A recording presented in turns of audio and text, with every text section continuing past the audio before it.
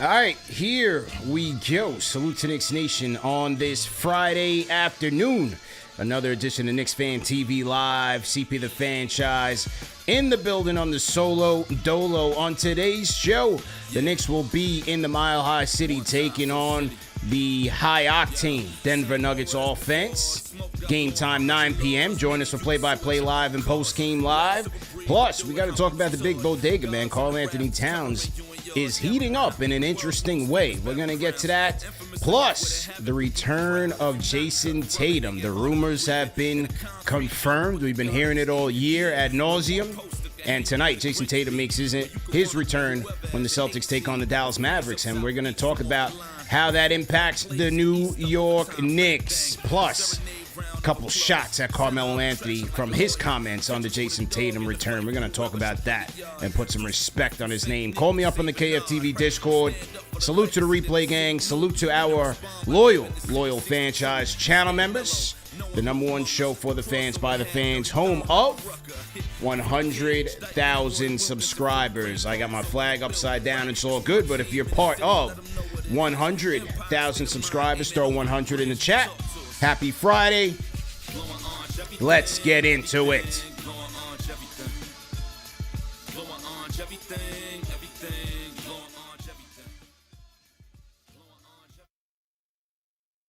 All right, salute to the fan, man. Happy Friday. How we feeling? Marie B, I see you in here. D-Block, I see you. D-Block said, can I chat in the chat? Of course you can, man. The chat is open for everybody. Hope you guys are doing well. Big game tonight when the Knicks take on the Denver Nuggets in a rematch. You know, these two teams had a thrilling matchup just a little over 1 month ago, with the Knicks winning in double overtime. A little bit different circumstances tonight, as the Nuggets will be home and on the second night of a back-to-back. Knicks will be traveling, should be there already because you got to get used to the altitude and all of that. And the Knicks coming off of a tough loss to the world champion OKC Thunder. So the Knicks, this will be the first of their 5-game West Coast trip, the last one of the season. So let's see what the Knicks have in store for the Nuggets. But as we look at this game, you know, when I think about my 3 keys to victory, obviously when it comes to the Knicks and the Nuggets, I love the way that the Knicks match up against the Nuggets. They have matched up very well against them for quite some time in a couple of games on both courts, whether the Knicks are at Madison Square Garden or they are at the Ball Arena in Denver. I like the matchup there. Now, for the Nuggets, and for the Knicks, rather, they've got to figure out how to slow down this high-octane duo of Jamal Murray and Nikola Jokic. And look at this stat right here, man. I mean, just absolutely impressive. This is from NBA.com. And let me just pull it up here. Hang tight. Just pull this up. Yeah, this is from NBA.com. Total assists from one teammate to another. This is top 10 in the league. And check this out here. Number 1 is Jamal Murray to Nikola Jokic, that has netted 127 assists. And look again, they're first and they're fourth. Nikola Jokic to Jamal Murray, 101 assists. And that is once again incredible, the way that these two guys play off of each other and feed each other. The only pairing in the league, this is a 6th season in which Murray and Jokic have each had at least 100 assists to each other. So for the Knicks, it starts there. Both of these guys had good games in their win over the Lakers, and it's part of the reason why the Nuggets get off to a hot start. So especially being on the road, the Knicks can't afford to start this game down. Yes, you can play the come-from-behind game and all of that, but with the Nuggets being on the second night of a back-to-back, I want to see the Knicks come out as the aggressors. But it starts with how they defend Jokic and Murray, because you can expect an insane amount of screens. So whoever is going to be out there, whether it's Mikal Bridges, we'll see who starts tonight in place of looks like Josh Hart will be doubtful with the back contusion. So we'll have to see, you know, how the Knicks get out and navigate those screens. They're going to be sending them in waves to free up Jamal Murray. And if you listen to his his post-game interview with the Amazon Prime guys. He's has playing with that chip on his shoulder and just doesn't like the disrespect that he's been hearing. You know, a lot of times people come at Jamal Murray for sometimes being lackluster in the playoffs and the injuries and things of that nature. Well, he's hearing that and he's playing accordingly. And we remember in that first matchup against the Knicks where Jamal Murray had 20 points in that first quarter alone. So, going to be interesting. Now, at the latest injury report for Josh Hart is questionable with a back contusion. He's a tough guy.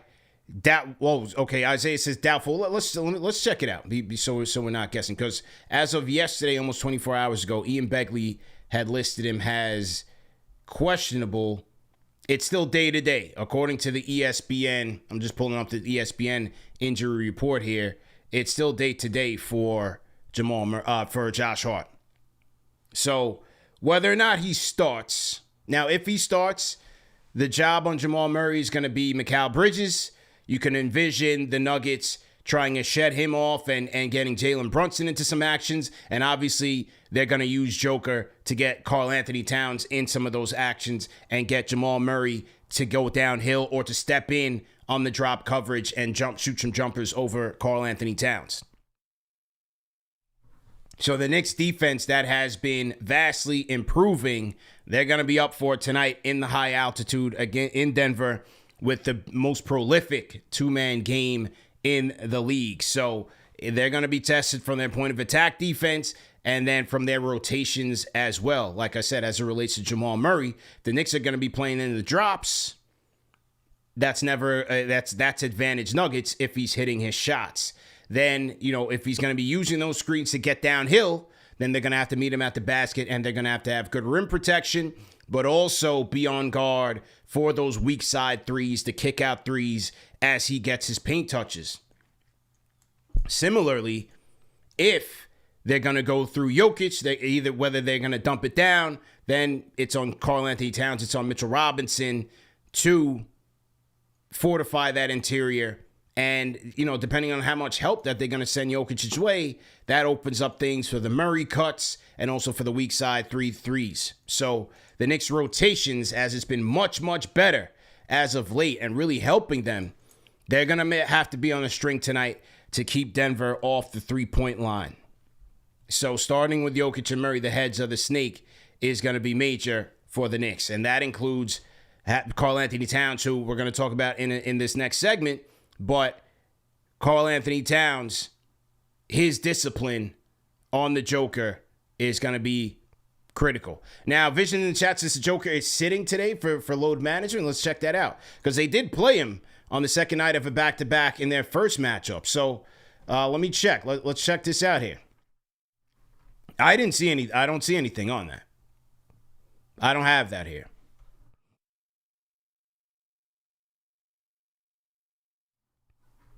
I don't have that here, so I'm not sure where you got that from. But hey, if it's true, we'll see what happens. I don't see any of that here on the news wire. He did play against them on the second night of a back-to-back when the game was in New York, so I haven't seen that. Both of those guys played. Now, Jamal Murray did get kneed in the thigh in that third quarter against the Lakers last night. We'll see how that impacts him. Will he have the same explosiveness? Second night of a back-to-back. Bruise getting a little bit more pronounced. So we'll just have to see.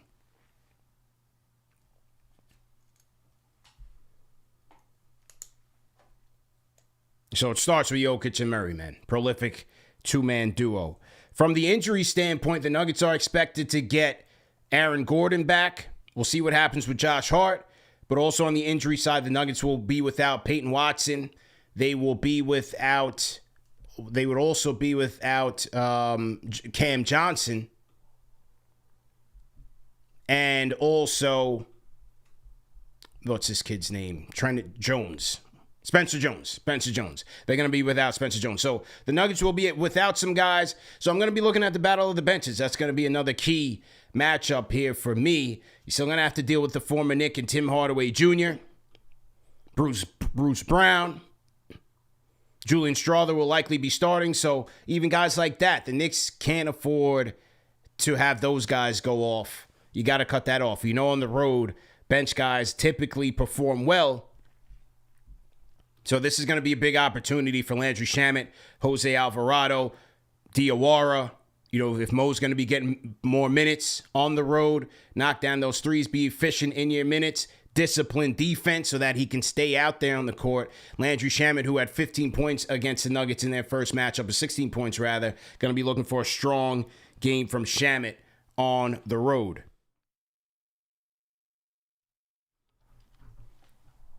I'll also be interested in seeing if the Knicks get their shooting back on track. Against the Thunder, they weren't able to shoot the ball all that well, being that they were on the second night of a back-to-back. They didn't have their shooting legs. Curious to see if they can get that tonight against the Nuggets. Nuggets shot almost 50, 40, 90 against the Lakers in their win last night.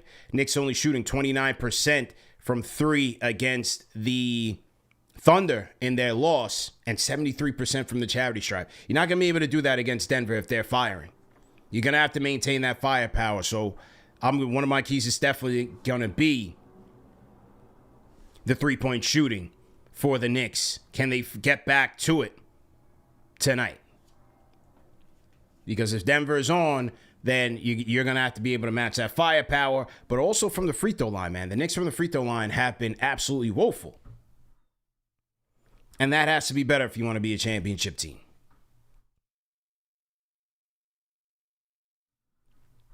And then from the Gordon standpoint, what will he have? He's been slowed down by a lot of injuries. He's always out with the hamstring injuries now. What will he have? Do you know him and Jokic likes to go to him in that dunker spot, especially when the defenses send extra help? So he's typically an outlet along with Jamal Murray, especially in that dunker spot. So the Knicks are going to have to be on guard for that. We'll see who guards him. Will it be OG? Will it be Josh Hart if he plays? And then the turnovers, finally. Both teams, I believe they are third and fourth in terms of turnover percentage. Both teams pretty careful with the ball. Now, last night in the Nuggets win over the Lakers, they were very careless with the ball. And so we'll see, can the Knicks catch them slipping on the second night of a back-to-back? Catch them in some sloppy decision-making, tired legs. The Nuggets right now are third in the league in turnover percentage, and the Knicks are eighth.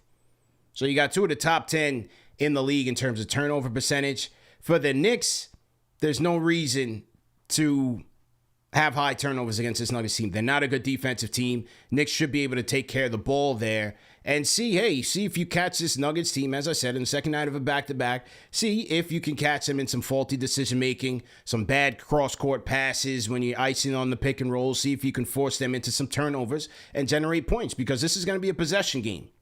If the Nuggets are going to be firing on all cylinders offensively, this is one of the best offenses in the league.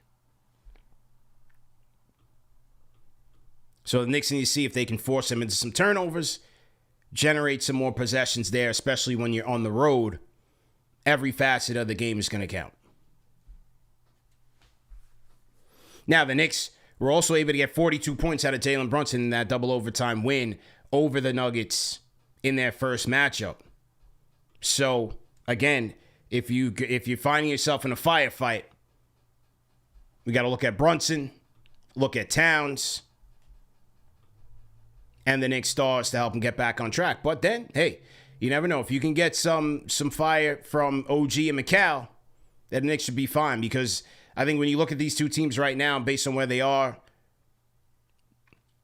personnel to personnel, especially based on the Nuggets' injuries, the Knicks have more firepower right now.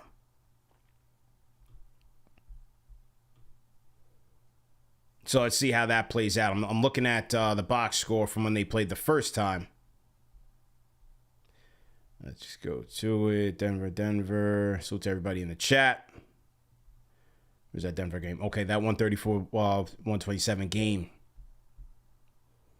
Yeah, OG was in that first matchup. OG 20 points, 7 of 17 shooting, 4 of 9 from the field. Mikal Bridges, 5 points, 2 of 8 from the field, 1 of 6 from downtown. So, we'll see if one of those two guys can find some consistency there. He did have strong games from both Brunson and Towns, those two guys combining for 66 points, because that's what it's going to take. They were fortunate in that double overtime victory at the Garden where Jokic would slow it down. He was, quote unquote, on a minutes restriction, but still gutted out a 30-point, 14 rebound, 10 assists, triple-double, and 10 of 27, shooting 1 of 13 from three. And he still played 45 minutes. So much for that. Shout out Joe Bustello. Salute to you. Mellow Mike in the chat. I see you. Shout out HT. Edwin Pierre. Salute, man. Mellow Mike, Edwin Pierre. You guys pulling up on Sunday for the watch party when the Knicks take on the Lakers, man. Brunch watch party, sweet spot in Astoria. We taking over Queens. We back in Queens. Call me up on the KFTV Discord. Happy Friday to the fam. Will Latimer, I see you. Shout out to Will. So, yeah, those are some of my keys to this game. I think the Knicks should be fine in terms of the rebounding battle. Seems like Mitch should play, from what I heard. No setbacks from that little ankle mishap against the Raptors. So, hopefully he does play. He should be all right. He says he's all right. Team saying that he feels okay.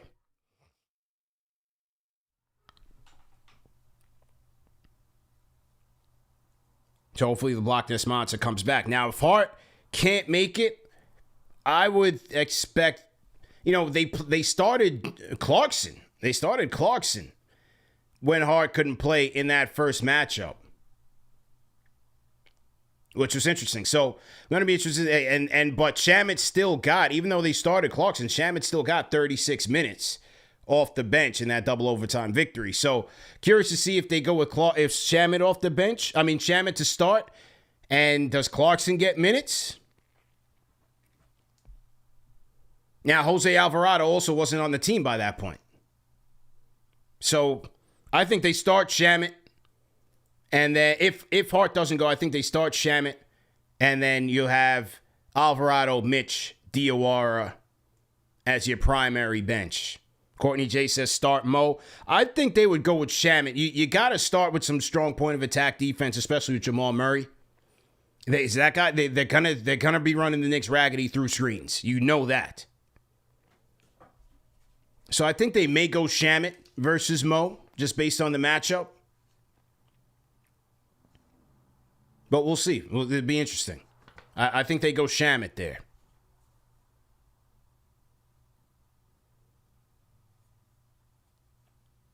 Plus, you got Christian Brown out there. Yeah, I would start Shamet.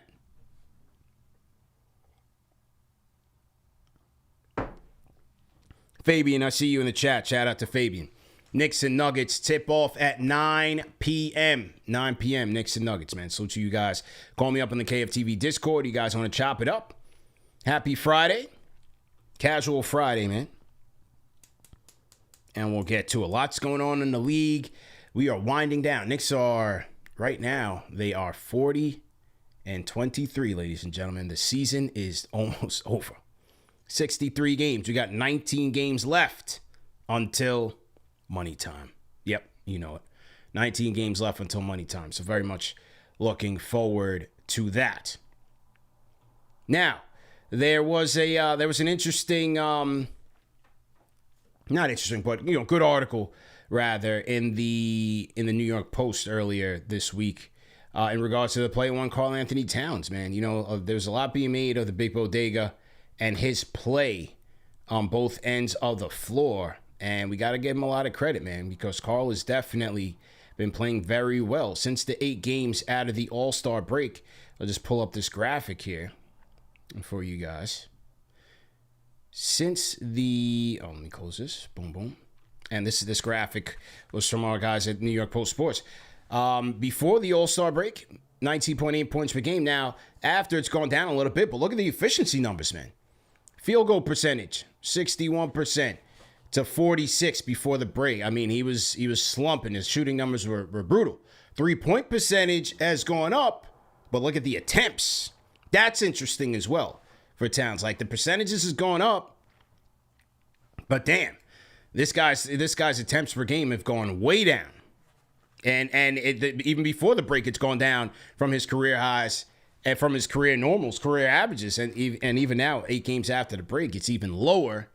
But what is good is that, you know, he's getting it busy inside, which is where you kind of want to see him and play big. 66.7% of his shots have been within 10 feet in these 8 games since the All-Star break, and 61.5 prior to that. Then another thing you like to see is that his efficiency inside the paint has gone way up. 63% converting on his field goal percentages inside 10 feet compared to 55 prior to the break. And he's also putting in the dirty work, offensive rebounds, hustle. He's going to go get it. 3.9 offensive rebounds since the break to 3 prior to. And then on top of that, the defensive rating has improved. So it just, when we go back to the conundrum of and the puzzle, the mystery of Karl Anthony Towns' season, where it's like, on one hand, we're still trying to figure out where is his fit in this offense.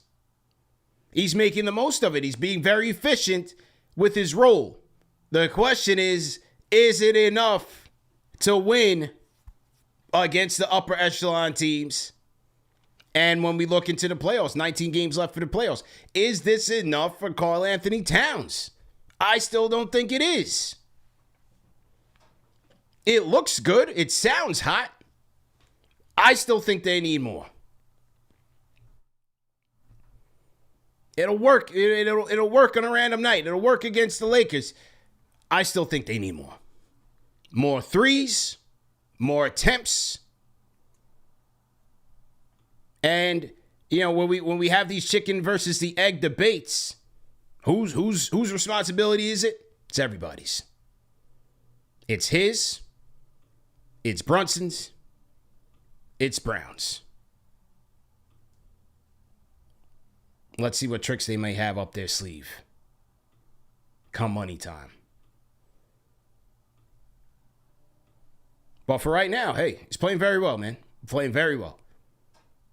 And giving him some spirited effort on the defensive end. And as he was quoted after the Thunder loss, he said, hey, I just want to be a star in my role right now.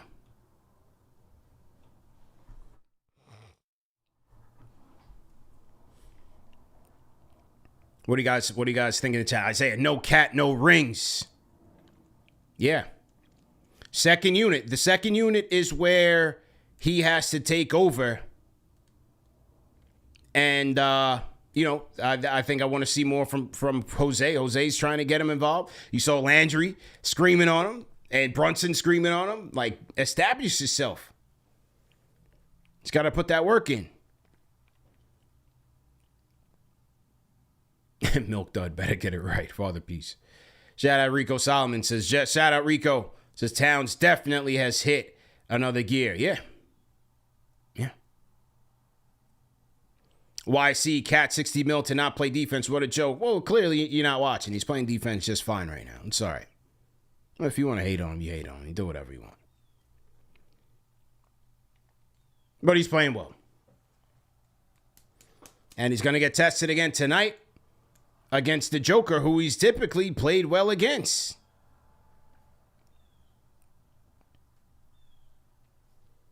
So, but he's got to stay disciplined. They need him. They're going to need him out there for a full 48.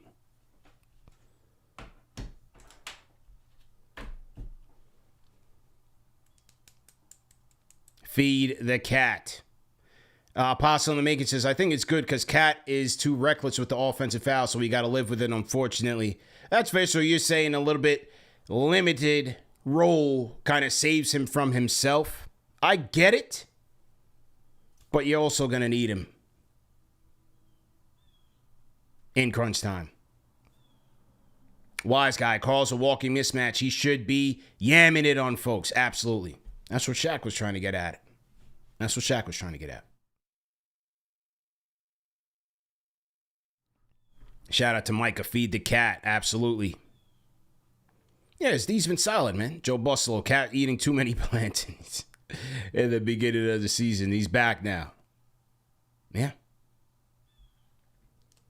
Yeah, so we'll see how he fares tonight. And then he should have a pretty advantageous matchup against the Lakers. DeAndre Ayton got hurt yesterday against the Nuggets. We'll see what his timeline looks like. LeBron James also got hurt in that game against the Nuggets. So we'll see if either of those guys make it to Sunday when the Knicks take on the Lakers in LA. You know, LeBron will likely try to get up for that one.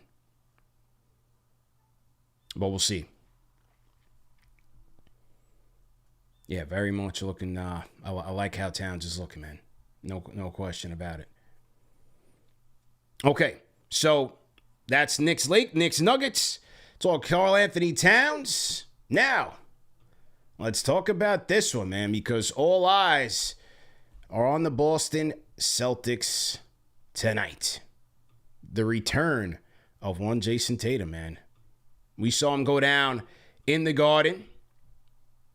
Knicks versus Celtics game 4. We saw him go down with the ruptured Achilles. And now he's back. 10 months. Back from the Achilles. You know, the rumors were earlier this year, before the season even started, that he was going to come back. And some people's like, I thought this was kind of just a brand builder, him trying to stay relevant. But no, it's true. He's coming back. When the Celtics take on the Mavs. And this was from Tom Haberstraw. Let me find this here. Haberstraw. The 10-month recovery for Jason Tatum is quicker than usual. He kind of outlined some of the more recent Achilles tears and where Tatum falls. It is pretty quick. I thought it was fast, but yeah, some guys come back fast. I mean, Wesley Matthews came back in 7.7 months. Kobe did come back in 8, but then he remember he had that like fractured knee, and then he missed the season anyway. So maybe it was too soon. Some of the big men, Elton Brand, 8 months. Mehmet Okur, Rudy Gay, 8.7.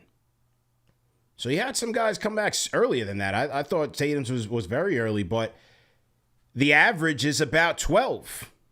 It's about a year. Brandon Jennings, 11. You know, Darrell Arthur, Desana Diop, DeMarcus Cousins, Rodney Hood, Brandon Clark. But look at KD, man. KD was 18 months before he came back. So, you know, everybody's wondering, is it too soon? Is it just about right? Well, time will tell. We'll see how he fares starting tonight. If he wants to, because you can't really tell. Kobe came back early. He was never the same. He was also older and with a lot of mileage. Remember, Kobe started at 18. KD looks like he's never been better. 37 years old, still playing at a high level. So KD, you know, we're saying those guys never came back. KD's balling, though. KD's balling. Courtney J says KD because of the pandemic. But KD also said, I was just doing some research on that. KD also said that he never planned to come back. This was the Kobe versus KD contrast. Says here, Durant's injury occurred in the finals. Kobe struggled. Durant, an unthinkable 27.6 points per game, white hot efficiency in the 6th season since he came back.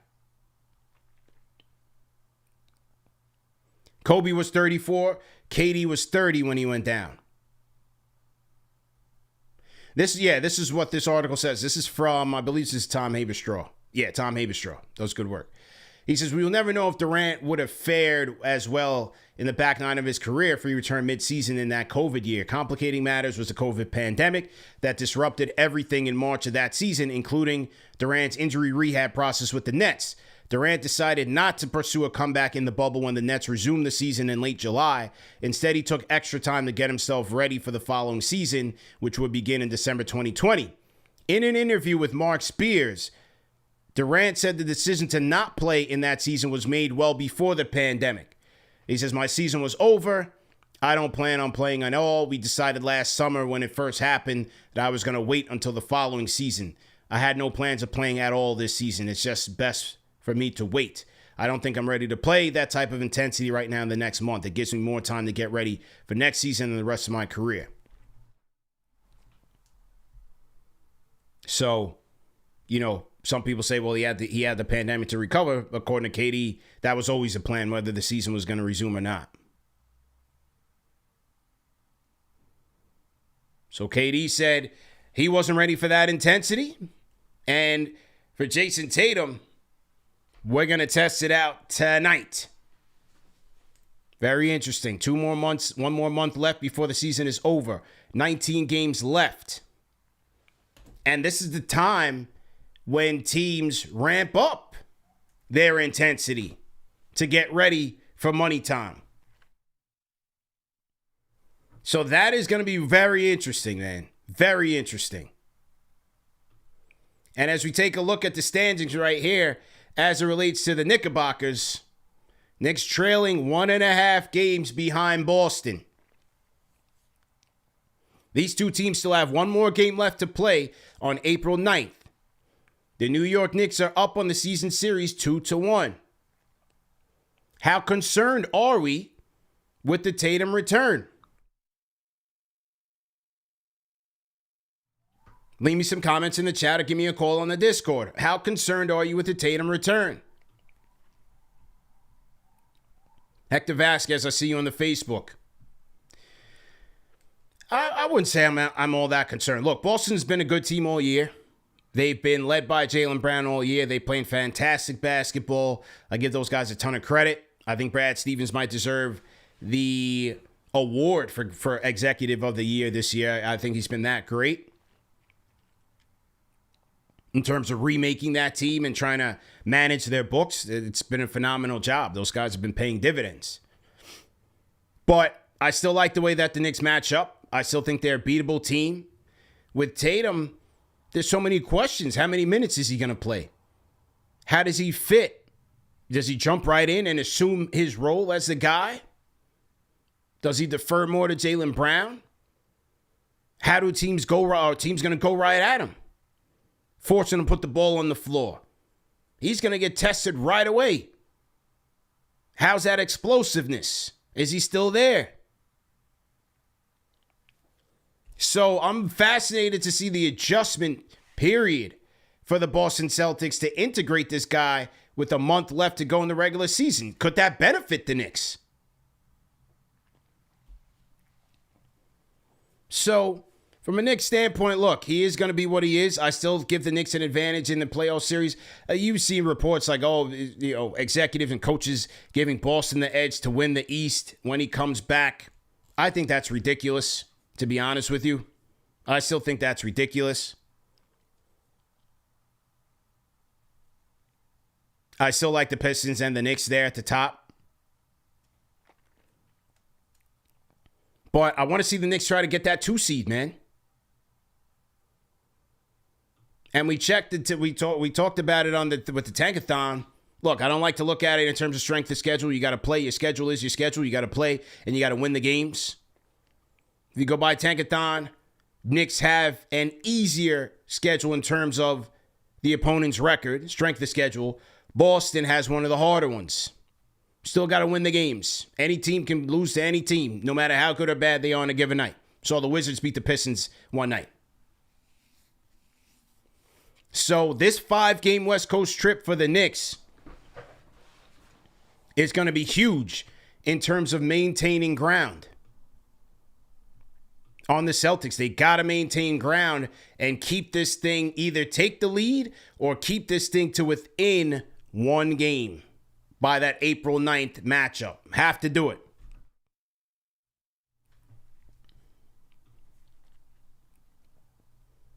Because if we look at it, you got Denver tonight. Denver's on the second night of a back-to-back. I like how the Knicks match up. Winnable game.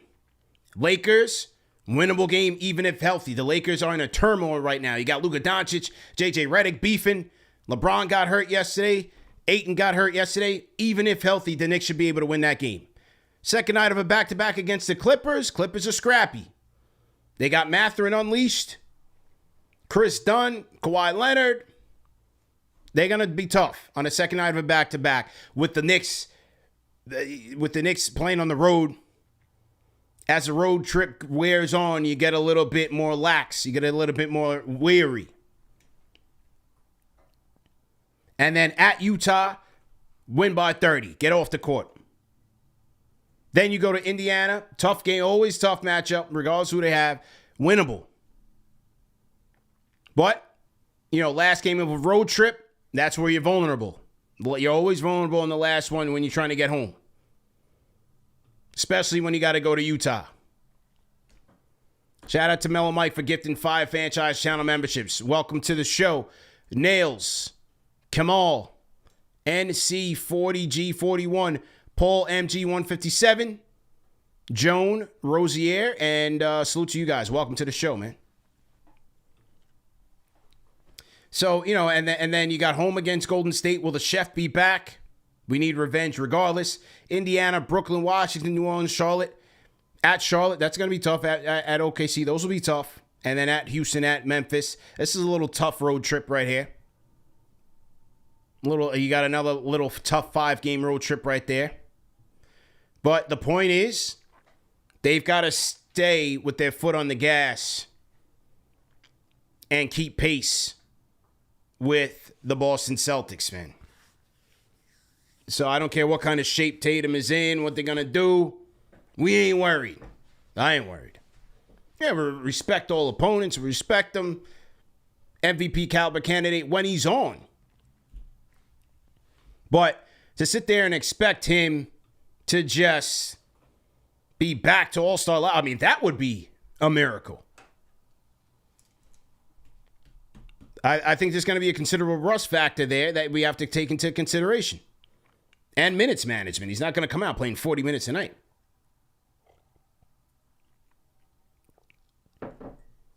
Salute Nails, man. Where you guys checking in from, man? Throw your cities, throw your country, throw your flags in the chat. We'll shout you guys out, man. Welcome to the show, man.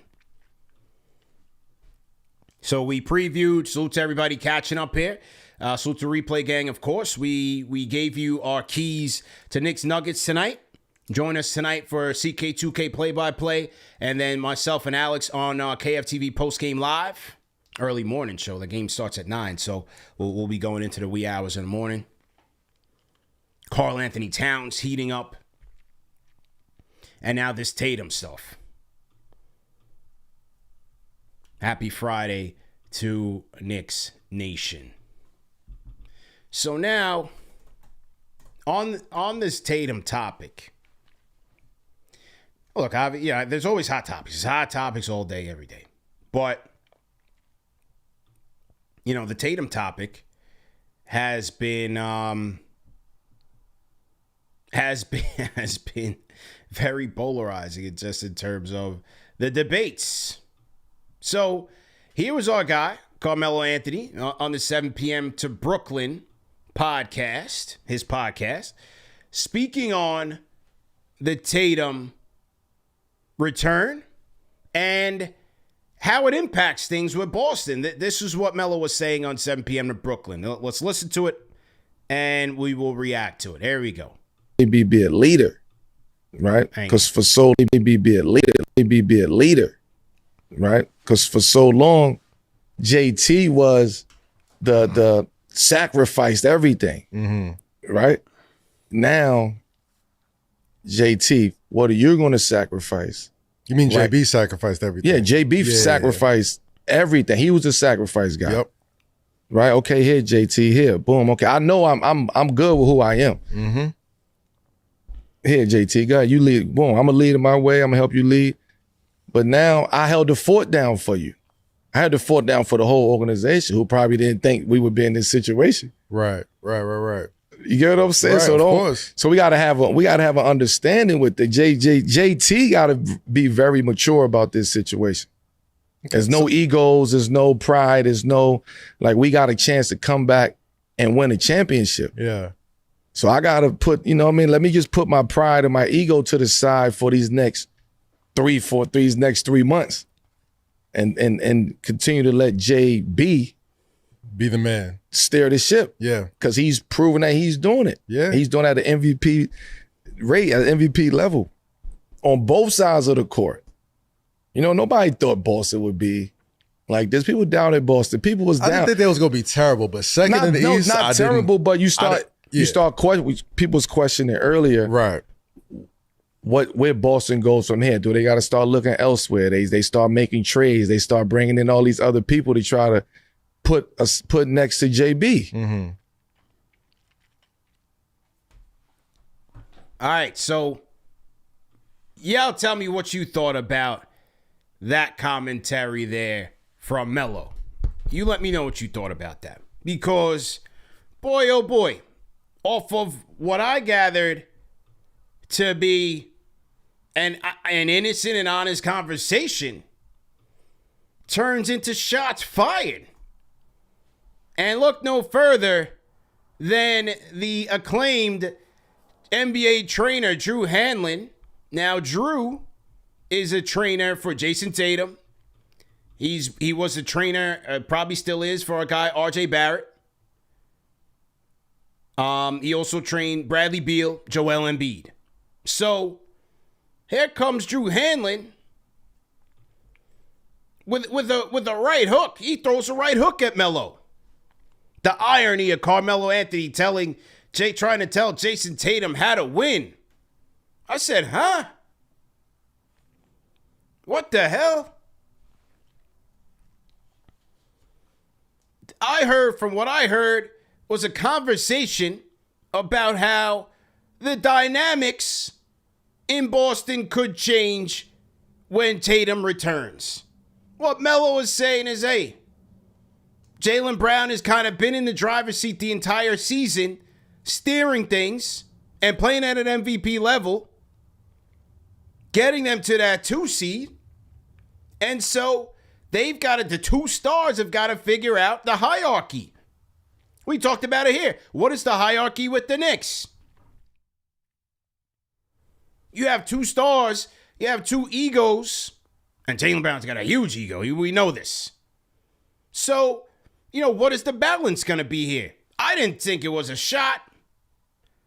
I didn't think it was, fans said, well, Melo, he's trying to give Jason Tatum advice. Jason Tatum's a champion. He doesn't need advice. He wasn't even giving advice to him. He's talking about the dynamics. And here goes this sensitive trainer.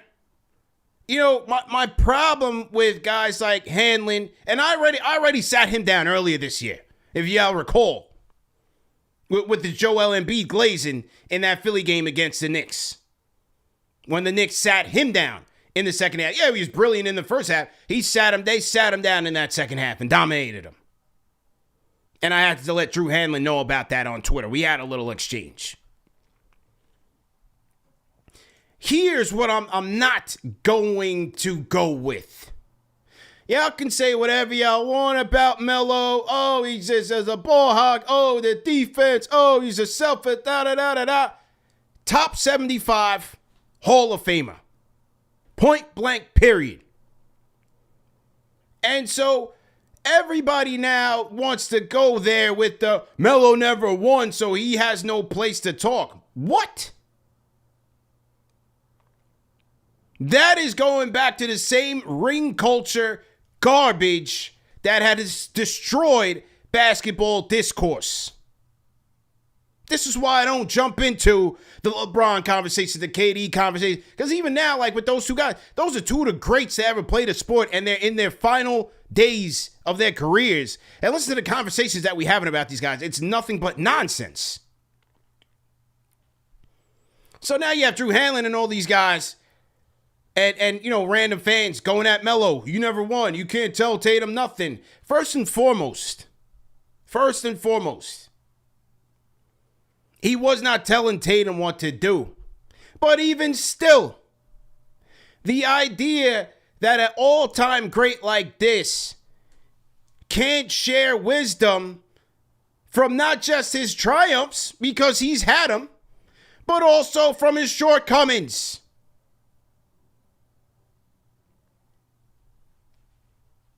There's lessons to be learned from losses, setbacks, shortcomings that you can impart. Absolutely. Team dynamics. Everybody wants to talk about what a loser the guy was, except for the guys who we played against and the guys who were on his team. Ask every single Knicks player who played with him on this team about the locker room dynamics and who was the leader in that locker room. Who was the guy that never ran from the media even when he was playing with a bunch of bums and losing?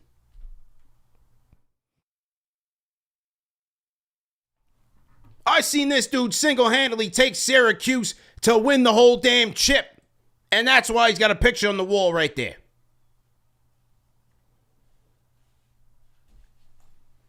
So this whole oh, you don't have a ring, so you're a loser and you can't speak. That is the biggest bunch of nonsense that I've ever heard. So if that's the case, then Charles Barkley can't speak on nothing. Patrick Ewing can't speak on nothing. Dominique Wilkins can't speak on nothing. Reggie can't speak on nothing. And even when Reggie's on his, entertainment nonsense, come on. The fact that these guys can't, Vince Carter can't speak on nothing. T-Mac can't speak on nothing. Come on, man. I'm not going for that. I'm not going for that. So, Drew Hanlon spent his day yesterday walking it back and getting dragged all damn day. And here he goes. Melo's a Hall of Famer, gold medalist, one of the best bucket getters. That boy was sorry, boy. In fact, outside Kobe, he was the best player we studied and stole more from than anyone when JT was in high school, right?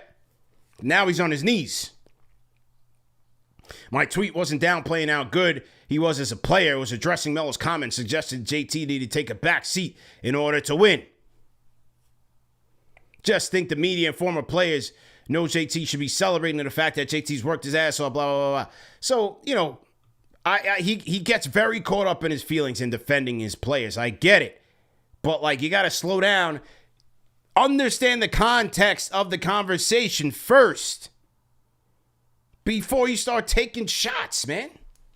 And it's indicative of, how we have discourse around the game.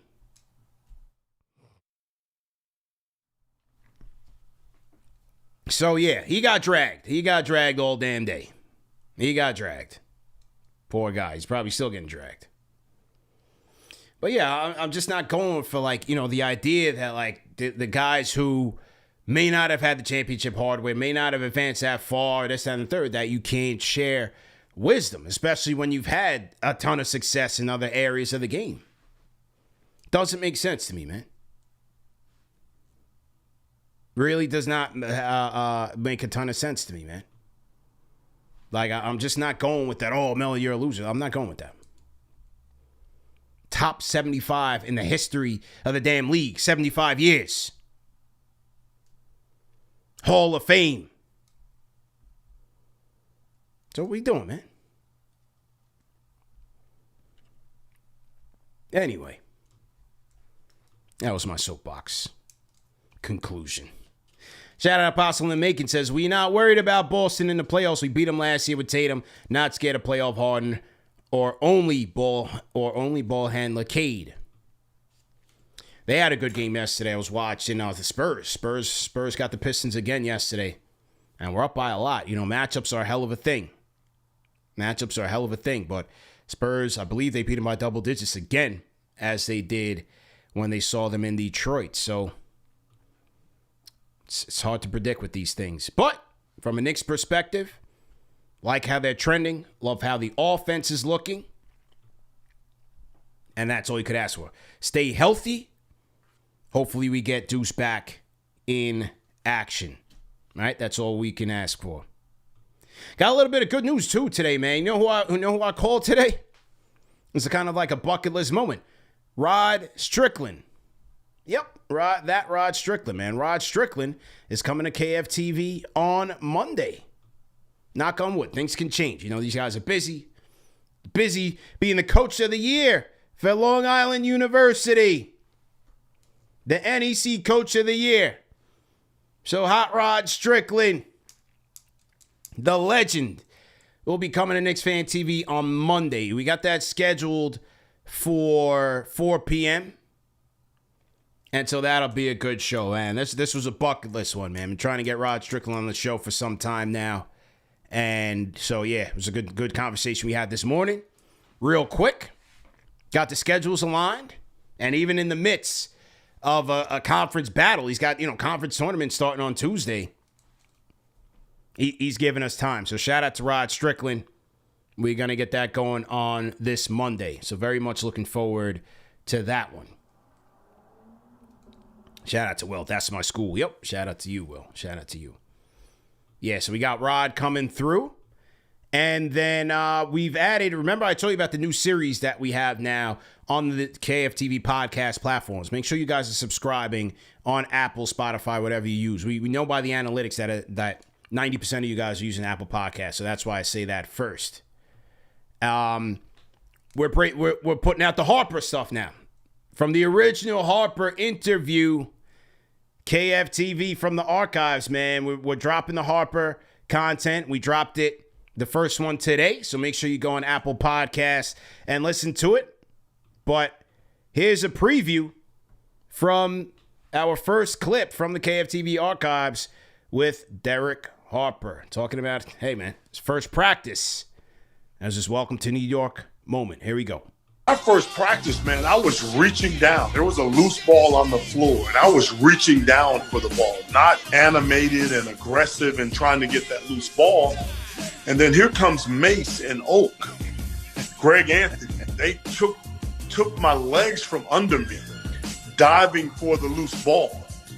And that was the difference right there. I mean, I came from a team that was trying to keep from being, again, the worst team in NBA history in Dallas.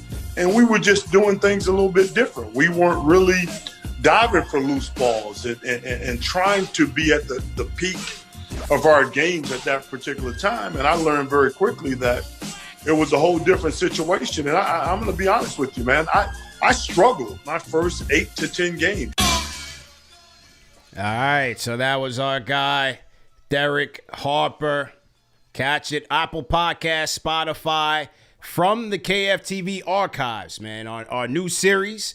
You know, we have so much content that we built up over the last 9 years, especially from the player interview side. And the older players, the former players, those are typically the better interviews. Like the current players now, they're not really saying nothing too captivating, nothing too, charismatic. They don't really have great stories. But the older guys, they got treasure troves, and, as they've had their legacies already defined. So they've had that experience, those war stories. So what we decided to do, because a lot of people, we get a lot of new viewers, a lot of new listeners every day that haven't seen any of these things. And based on our analytics, we know that the demographic, we have a lot of 90s Knicks fans. So that's what From the KFTV archives is about. We're chopping up those stories and putting them out as individual content pieces and quick hitters. So listen, we know you guys are watching a lot of things, consuming a lot of things. So From the KFTV archives, those are the quick hitters just to, tap in real quick, keep your connectivity to the team and through the stories of yesteryear. So check it out. We got Derek Harper. We already dropped the X-Men ones, highly acclaimed, the X-Men series. We did John Starks first, then we did X-Men, and now we are with Derek Harper. All right, so make sure you guys tap into that. And, definitely honored. Like I said, talking to Rod Strickland, definitely a bucket list moment. But having Derek Harper on speed dial is another one, man. Just the power of the platform, man. The power of the platform. And through you guys, your support in carrying this thing forward, it's opened up a lot of doors for me, for the team. And we just continue to try to bring that back, man. It's all a cycle. We could try to continue to just give you guys value, some good entertainment, some good insight as it relates to the New York Knicks. Number one show for the fans, by the fans. We'll see you guys tonight for play-by-play Knicks versus Nuggets, and then post-game live as well. And I'll be live on the NBA report later on today, probably around like 5:30. Just grab some lunch, hit the gym, and then we'll be back on the NBA report. So make sure you guys are following over there and also subscribing. And we'll see you guys later on today, man. Great show, guys. Great show on my franchise channel members, to the Replay Gang, and to the Facebook family as well. Shout out Jason Starks in the chats. It's OG Rod, the trickster, Uncle Derek. So Jason, he's definitely a 90s, a 80s, and 90s Knicks guy, So those are the fans that we talking about. All right, so I'll see you guys later on, man. Peace.